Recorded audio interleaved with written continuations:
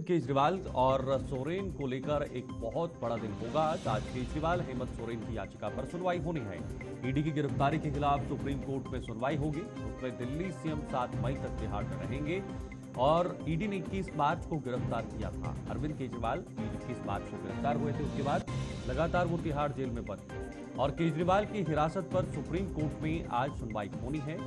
क्या उनकी हिरासत पर क्या फैसला लिया जाएगा, ये सबसे अहम सवाल है। सीएम ने कहा था केंद्र कर रहा शक्तियों का दुरुपयोग, ये सीएम के आरोप हैं और तमाम आम आदमी पार्टी के नेता भी इस तरह के आरोप जो हैं वो आज तक लगाते आ रहे हैं। एजेंसी मनमानी तरीके से काम कर रही है, ये भी अरविंद केजरीवाल ने कहा है। ईडी ने गलत तरीके से सीएम को गिरफ्तार किया है, ये बातें आम आदमी पार्टी की तरफ से की गई हैं।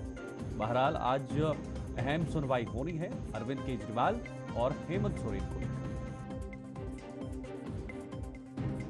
उत्तराखंड से हमारे संवाददाता मनीष झा फिलहाल जुड़ चुके हैं। मनीष, आज हेमंत सोरेन के लिए भी बहुत महत्वपूर्ण दिन है, उन पर भी सुनवाई होनी है, तो क्या कुछ अपडेट है फिलहाल? शीतल, जैसा कि लगातार हम लोग दर्शकों को बताते आ रहे हैं कि जो वर्तमान मुख्यमंत्री हैं झारखंड के, चंपाई सोरेन, लगातार हर जनसभा में यह कहते रहे हैं कि केंद्र सरकार अपने शक्ति का दुरुपयोग कर रही है और जो वर्तमान उस समय मुख्यमंत्री थे उन पर दबाव दिया गया और उन्हें इस्तीफा देने पर मजबूर किया गया। और उन्होंने यह भी बताया कि यह पहली घटना है स्वतंत्र भारत के इतिहास में जब किसी मुख्यमंत्री को राजभवन से गिरफ्तार किया गया हो। तो लगातार आरोप प्रत्यारोप का दौर तो चल रहा है। आज सबकी नजर सुप्रीम कोर्ट पर है क्योंकि सुप्रीम कोर्ट पर सभी विश्वास करते हैं और झारखंड मुक्ति मोर्चा के नेता और कांग्रेस के नेता, यानी यूं कहें कि इंडिया गठबंधन के जो कार्यकर्ता हैं, नेता हैं, उन्हें पूर्ण विश्वास है कि सुप्रीम कोर्ट से उन्हें राहत मिलेगा। और जो लोकसभा चुनाव है, चूंकि झारखंड में तो तीसरे फेज में होना है, तो उस समय इन्हें कुछ राहत मिलेगा जिससे कि ये चुनाव प्रचार में जा सकें। तो लगातार कयास यही लगाया जा रहा है कि सुप्रीम कोर्ट एक आखिरी किरण है इन्हें, जिसका फायदा ये लोग लोकसभा में ले सकते हैं।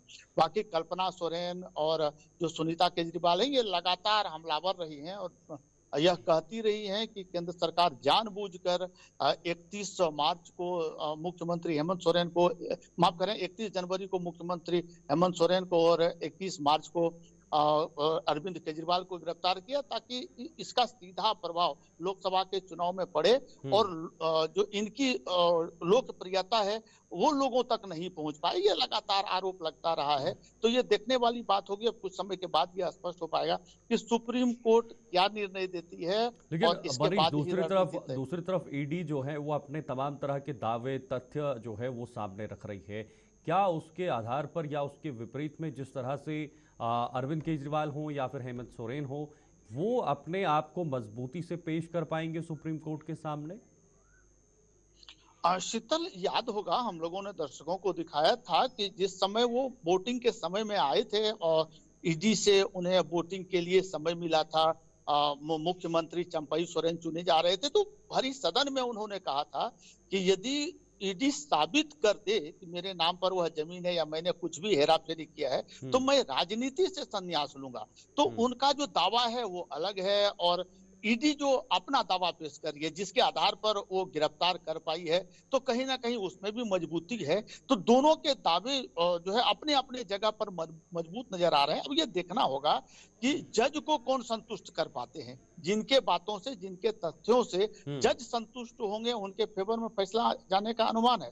परंतु ग्राउंड लेवल पर जब आएंगे, रांची या आसपास के क्षेत्र में जब भ्रमण करेंगे तो पता चलता है कि इंडिया गठबंधन के लोग लगातार आरोप ये लगाते रहे हैं कि सीधा प्रधानमंत्री का इसमें योगदान रहा है और उनके इशारे पर ईडी काम कर रही है, सीबीआई काम कर रही है। तो थोड़ा सा हमें इंतजार करना होगा शीतल, इसके बाद यह स्पष्ट हो पाएगा क्या इंडिया गठबंधन को एक स्टार प्रचारक के रूप में मिल पाएंगे वो, क्योंकि जेल में रहकर भी हेमंत सोरेन जिस तरह से स्टार प्रचारक बने हैं, आज तक उन्होंने कुछ बोला नहीं, बावजूद उनके ये अभी झारखंड में एक अलग माहौल बना हुआ है। आदिवासी को यह समझाया जा रहा है कि आपके जो चाहता है, आपके जो नेता है, उन्हें जबरदस्ती जेल में डाला गया, बेबुनियाद उन पर आरोप लगाए गए। तो वास्तव में तो हीरो बने हैं, परंतु यह देखना होगा कि सुप्रीम कोर्ट से कितना राहत मिलता है और इस लोकसभा में इसका कितना लाभ राजनीतिक तौर पर इंडिया बिल्कुल, और ये देखना बेहद दिलचस्प है। बहुत बहुत धन्यवाद आपका।